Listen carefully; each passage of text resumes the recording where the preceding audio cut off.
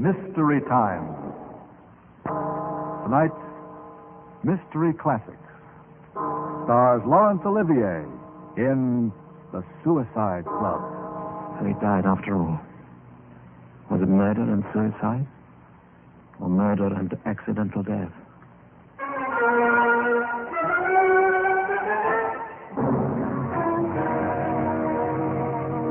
Ready? A shuffle of the cards. Then they were dealt out. And if you draw the wrong card, gives me the shivers. So I'm sure you'll listen as intently as I shall. It's that famous, chilling classic by Robert Louis Stevenson, now transcribed, The Suicide Club, starring Laurence Olivier.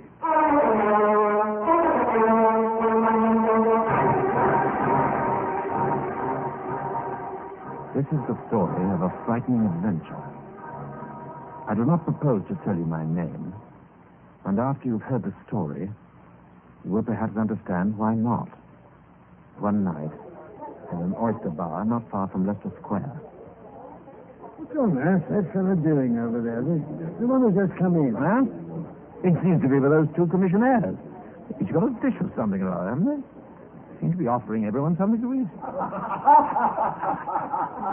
Are they pies or something? Oh, yes, they look like it. Some sort of tart, I think, yes. They're cream tarts. Cream tarts in an oyster bar. The fellow seems to be giving them away. I'm not surprised. Well, maybe it's a wager or something. well, looks as if we're going to be offered some, too. Will you do me the honor of eating one of these tarts? I can answer for the quality of the pastry. I've eaten 27 of them myself since 5 o'clock. 27? That's rather a lot, isn't it? Matter of principle, sir. Every time my offer is rejected, I insist on eating the tart myself. All right, then, Colonel. We'll help you out. On one condition. If my friend and I both eat your tarts, you must join us for supper out. That's a good idea. Well, I've several dozen still on hand, so I'll have to visit a few more bars before I've got rid of them all. If you're already hungry, gentlemen, So my friend and I will go the round with you. It looks a very pleasant way of passing an evening. Stupid. Splendid. 2 tarts for the gentlemen. Delicious. These are connoisseurs. Well, there was obviously a story behind all this nonsense. My friend and I were anxious to hear it. We chose a little French restaurant in Soho, ordered a private room, very good meal, and champagne for the occasion. The young man ate surprisingly well, despite his rather sickly hors d'oeuvres. And over the dessert, we persuaded him to begin his explanation. There's every reason why I shouldn't tell you my story. So perhaps that's why I'm going to do so. Good for you. I come from quite a respectable family, you know, and I started life with quite a reasonable fortune. I had a lot of amusing adventures. Even fought a duel when I was in Paris. Oh, sure. By the time I began to come to my senses, I had very little fortune left, and promptly fell in love. After I had nothing left to offer the young lady, I came to the sad conclusion that there was really nothing very much left to live for. No. I got rid of all the money I had left down to the last 80 pounds, which left me just 40 pounds to get rid of during the course of today. 40 pounds? What happened to the other 40? That went for a very particular purpose. Well, I've spent a very amusing day getting rid of my last 2 pounds from the cream tarts over which we met. And I wanted to close a foolish life in a particularly foolish manner, which you must admit I did. Well, I shouldn't deny that, but what happens next? Oh, I'm not complaining. And at least I'm not a coward. I've lived my life and enjoyed it. So now I simply have to get rid of it. Get rid of it? You mean kill yourself? No. Who hasn't often thought of doing it? You know, young fellow, it's a curious coincidence, but of the whole of London, you went and picked on a couple of people in much the same position as yourself. Yes. What? You mean you're ruined too? Is this very excellent supper a last extravagance as well? Like my green tart? Well, near enough. And just to get rid of any slight disparity, let's put 5 pounds here on the table to cover the bill, and have you a match? Yes? Thank you. Burn the rest. Like this. What are you doing? Don't be another fool. Well, aren't we all? Good heavens, haven't you got any money left at all now? Why didn't you keep your 40 pounds? 40 pounds? Why not 40 pounds? Oh, for that matter, why not 80? You must have done the best part of 100. Well, 40 pounds would have been enough. But without that, no admission. They're very strict about the rules. Fine business when you can't even die without money. I think you better explain yourself. Do I have to? If you haven't the 40 pounds, what's the point? Well, I happen to have enough for both of us, which we really needed. I thought you were in the same straits as I was. I seem to remember that you had 80 pounds yesterday. Yes, I had. You're not fooling me. You are as desperate as I am. Huh? Bored with life, if that's what you mean. Yes, indeed. Thought I'd made that clear enough by burning my last money. Perhaps you can afford to burn £100 or so. Well, I'm no millionaire, if that's what you mean. Well, here's to your health. And good night, my merry ruined man. Oh, no, you can't get out of it like that. You tell me that you're desperate, and I accept the fact. Why should you have less confidence in me? In either of us? Yes, why? Then you're not joking. You really are. Well, like you, we've had enough of life, haven't we, Colonel? Yes, I And have. sooner or later, alone or together, we're prepared to put an end to it. That's quite Aren't we, right. Colonel? Yes, Yes. well, now that we've come across you, and since you seem to be in a hurry, well, we can make it tonight just as easily. Quite, Why not all three of us together? Yes, why not? That really goes for you as well, Colonel. Yes, certainly, provided you something in mind. And you really can put up the £80 between you. I think so. 10, 20, 40, 60, 80 pounds, a few left over. I shouldn't forget about the rest. £40 each is the entrance fee. The entrance fee? Entrance fee to what? To the Suicide Club. How it's managed or who started the club, I don't exactly know. But what I do know, I'm under the guarantee this. If you are really tired of life, both of you, I'll take you to a meeting of the club. And if not tonight, at least sometime within the week, you'll quietly cease to live. And you say that you're a member of this club? Yes, I paid my subscription today. I shall be going there in... What time is it? Yes, in half an hour. You've just got half an hour to make up your minds whether you're coming with me or not. If you were serious, then you've nothing to lose. I'll be back for your decision. In half an hour, gentlemen.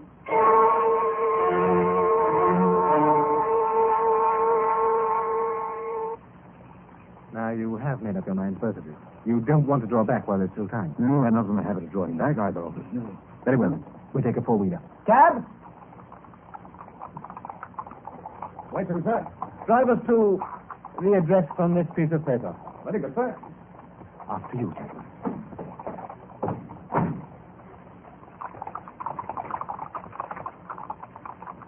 Well, gentlemen, in the circumstances, you'll appreciate that a certain amount of secrecy is called for until you're actually enrolled in the club. You'll forgive me if I take the precaution of blindfolding you both. Is that necessary? Yes, I'm afraid it is. You see, gentlemen, this is not a joke. The cab stopped at last in a dark street, and the young man paid it off. He took advantages of our eyes and invited us to follow him down an alleyway. He knocked at the door. The door was opened, and we were ushered into an entrance hall. The young man left us for a few minutes, and we heard voices.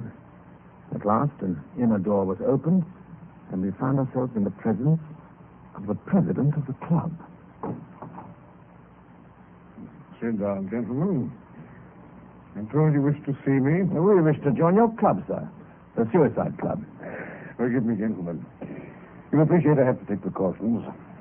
So you wish to join the Suicide Club. May I ask your reasons? Well, I was a colonel till I was cashiered for cheating at cards. And you, sir? Sheer laziness. Laziness? Hang it, you must have a better reason than that. No, why should I have? I've lost all my money. Can't be bothered to make any more. If I wasn't so experienced in these things, I should probably turn you both away. As it is, I happen to know that suicide is almost always committed for the most frivolous reasons. Very well, then. If you're prepared to take the oath in the manner prescribed, you will be accepted as members. The oath, I need hardly say, is an oath of secrecy. We're careful to make it binding in the very highest degree. When you have taken the oath, if you're willing to do so, that is, then you'll be enrolled forthwith as members of the Suicide Club. We have bound ourselves on oath to keep the secrets of the Suicide Club. Nothing could be conceived more passive than the obedience promised, or more stringent than the terms to which we had agreed. The man who broke that oath of silence could scarcely have a rag of honor or any of the consolations of religion left to him. We signed the document, but not without a shudder. The president received our entrance money, and without more ado, took us through into the smoking room of the Suicide Club. There we were introduced to our fellow members. This a full muster of the club? Oh, middling. By the way, if you have any money, it's usual to offer champagne. It keeps up a good spirit, and it's one of my little perquisites. I shall have to leave that to you, I'm afraid, Colonel. Yes, and there's 4 bottles, with my compliments. Thank you very much. Oh, please make yourselves at home. They looked about us with interest. A few of the other members were much above 30, and 1 or 2 were still in their teens. One man interested me intensely. He was probably upwards of 40, but he looked fully 10 years older. I've never seen a man more naturally hideous, nor one more ravaged by his excesses. He was partly paralyzed, and was the only man in the room who shared the composure of the president. I got into conversation with him. So you are newcomers, are you? Well, perhaps I can help to set your mind at rest. I've been coming here regularly for 2 years now. 2 years? But I thought members could only expect to last for a week or so. Ah, yes, but my case is peculiar. I'm not, properly speaking, a suicide at all. Merely an honorary member. I only visit the club once every 2 months or so. My infirmity, you know. And I pay a special rate. Even so, my luck has been quite extraordinary. No luck? I'm afraid still don't really understand. Oh, no, of course not. An ordinary member who comes here looking for death, like you, returns every evening till fortune favors him. He can even live on the premises, quite cheaply. The president's company is worth the money in itself. Indeed, I shouldn't have thought it. Oh, but you don't know the man. The drollest fellow. What stories and what cynicism. I take it he's a permanency like yourself. The only permanency, really. So far, I've been graciously spared, but I must go at last. But the president never plays, of course. He shuffles and deals for us and makes all the necessary arrangements. He's been running the club for over 3 years, and not a whisper of suspicion has been aroused. Quite astonishing when you come to think of it. And he assists the members to commit suicide? Yes, indeed. The whole thing's in his hands. You remember the case last week, the man who was accidentally poisoned in a chemist's I shop? read about it in the papers. Beautifully arranged. Though one of our president's less racy notions, but how simple and how safe. You mean that man was one of the victims? I mean, one of your members? Of course. Nearly every accident which you read about in the papers, in decent society, of course, is arranged for one or other of our members. Ex-members, I should You'll say. have to forgive me, I'm still in the dark. You say that you've been lucky enough in lasting so long. I thought that the whole idea was to die as quickly as possible. Well, actually, but as I explained, I'm a special case. To me, the club is a sort of temporal intoxication. If I could stand the excitement, I should come here more often. As it is, I regard this as the ultimate in dissipation. I think I can say I've tried every other sort. I can well believe it, if you'll excuse me saying so. I'm flattered. Some people get their greatest excitement out of love or gambling or crime. To me, there's nothing so exciting as fear. In fact, you can envy me. I'm an utter coward. To such as me, the club offers particular excitement. It does. I'm still in the dark. How is the excitement, as you call it, arranged? Of course, I must tell you how the victim, I think that was your word, how the victim is selected every evening. But not only the victim, the other member who is to act for the club and becomes death's high priest for the occasion. You mean they kill each other? Why, yes, the trouble of committing suicide is removed that way. You mean one of us made a take decision to kill one of the others? Why not? We should really be doing him a service he requires. Would you refuse to oblige a friend? Well, since you say that the game is interesting and exciting, how is it played? And the members sit round the table and the president shuffles and deals the cards, one at a time to each member in turn. The member turns up his cards, and I assure you, the suspense is almost unbearable. Exquisite. One of the cards means that the member is to die. Exactly.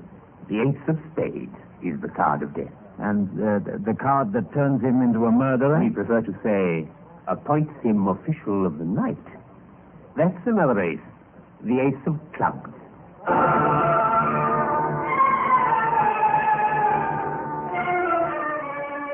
Now I could understand. Only too clearly.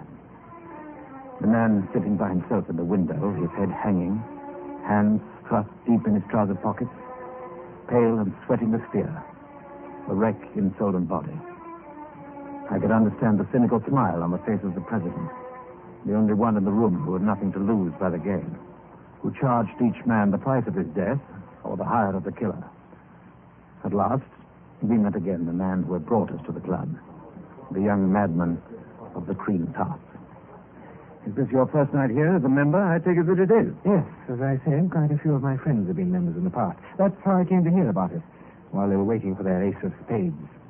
You may remember a certain baronet who was crushed to death by a falling wall last month. Yes, I seem to remember him. Was he a member as well? He brought me with him to the door the night of the accident. Nobody outside this room knew what really happened to him. A fellow member who obliged him was drowned in a boating accident the following weekend. I hope to be as fortunate. On your first night? Isn't that rather unlikely? Unlucky at love, you know, lucky at cards. I lay you 5 to 1 that I draw the ace tonight. I thought you'd spent your last sovereign on cream tart. Oh, I'm sorry, of course I did. Well, wish me luck anyway. Well, I wish you all that you wish yourself. I wish you the same. If it's your pleasure, gentlemen. Well, this will decide it. One way or the other.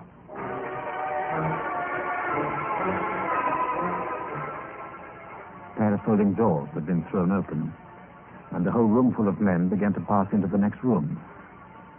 The gaming room itself was similar in every way to the one which we had left, except for the furniture. The center of the room was occupied by a long green table, at the head of which the president seated himself. In front of him was a pack of cards, which he began to shuffle and cut with careful deliberation. 13 members sat down at the table. My friend and I, between the young man and the semi-paralyzed honorary member. Very well, gentlemen. For the benefit of our new members, each of you must declare the card that's been dealt to him before I deal the card to his neighbor. Is that understood? Yes. Very well, then. I will begin to deal. Fool of hearts. Knave of spades. 10 of hearts. Queen of hearts. 3 of clubs. 8 of diamonds. 7 of clubs. Knave of diamonds. Ace of hearts. What? No. No. I must ask you to declare your cards, sir. The ace of clubs. The ace of clubs. The card of the killer had been dealt to the young man of the cream tart. He dropped it on the table, his face whiter than the pasteboard, then left his place at the table and stumbled back into the smoking room. The excitement around the gaming table was now electric. The killer was known, and somewhere among the remaining 12 was the victim. Hope, fear, envy, and abject terror shone from the watching eyes of the player. A striking contrast to the cynical smile of the dealer. 5 of hearts. King of spades. 4 diamonds. The card had not been dealt to every member on the table. The president began to deal the second round. Ace of clubs. Queen of spades. 5 of clubs. 6 of diamonds. 7 of spades. King of hearts. 2 of diamonds. And once again, the deal had come round to me.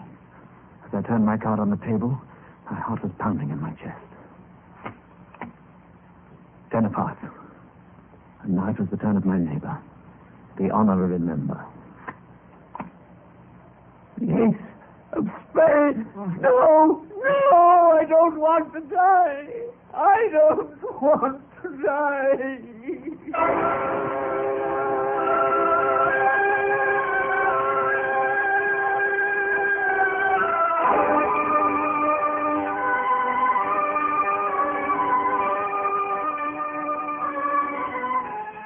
Game for the night was at an end. As we left the room, the president beckoned to the young man of the green tart. The man who had hoped to die was receiving his instructions as official of the night. A friend and I made our escape as quickly as we could.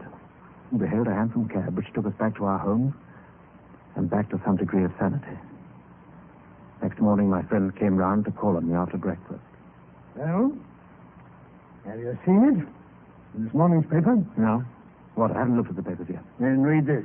Mr. Bartholomew Malthus, well known in social circles, and Sir Andrew Flann were killed in a fall from the 4th floor window of the former's town residence. It appears that Sir Andrew had offered to assist Mr. Malthus up the stairs to his apartment, as the latter was suffering from the effects of a partial stroke.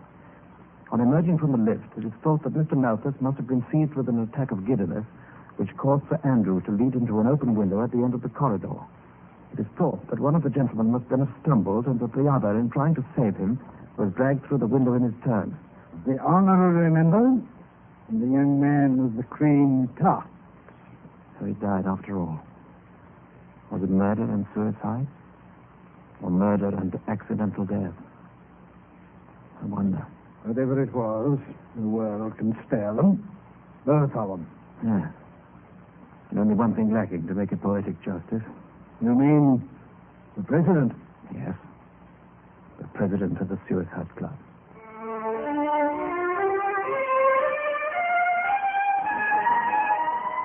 What is the ultimate fate of those other members of the club?